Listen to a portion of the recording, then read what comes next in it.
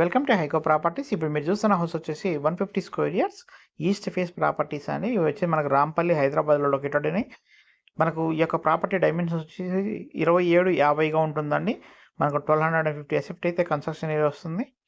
మీరు చూడొచ్చు, ఇల్లు అయితే చాలా బాగా వచ్చిందండి. మంచి సెట్ బ్యాక్స్, పార్కింగ్ ఏరియాలో గ్రానైట్, తర్వాత టీవీ యూనిట్ దగ్గర మంచి టెక్స్చర్ డిజైన్ అవన్నీ కూడా ఇచ్చారు. మార్బల్ ఫ్లోరింగ్ ఇచ్చారండి.